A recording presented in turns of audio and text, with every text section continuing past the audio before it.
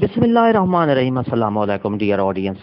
और मेरे सरकारी मुलाजमीन के लिए एक बहुत बड़ी खुशखबरी आ गई है। सरकारी मुलाजमीन और हुकूमत के दरमियान मुज़ाकरात कामयाब हो गए हैं। कि कौन से मुज़ाकरात कामयाब हुए हैं कि 50% इधाक अलाउंस जम करके, बुनियादी तनख्वाह में जम करके 10% उस पर इजाफा दिया जाएगा।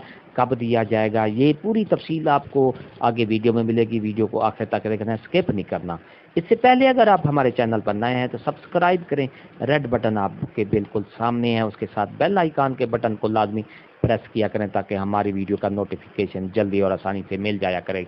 इससे आपका और हमारा राब्ता हमेशा कायम रहता है। तो चलते हैं बिला ताखीर वीडियो की तफसील की तरफ।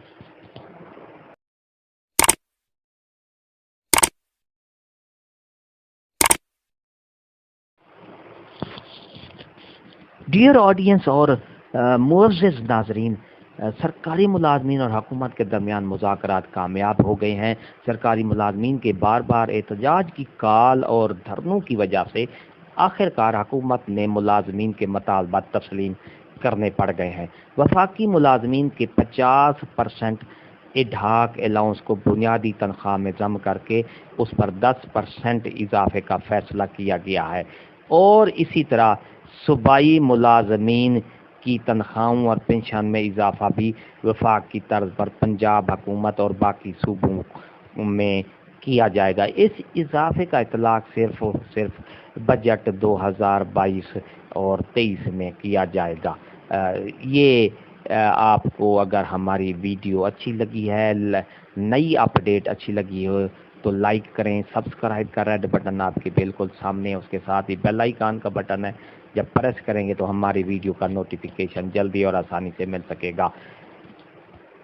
एक बार फिर बता दूं कि हुकूमत और मुलाजमीन के जो दरमियान मुज़ाकरात तय पा गए हैं, कामयाब हो गए हैं।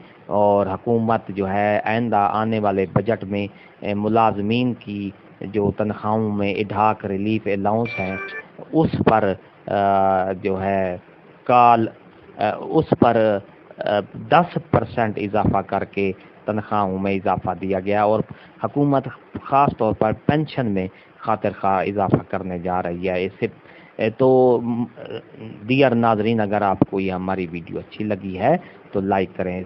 शुक्रिया। अल्लाह हाफिज़।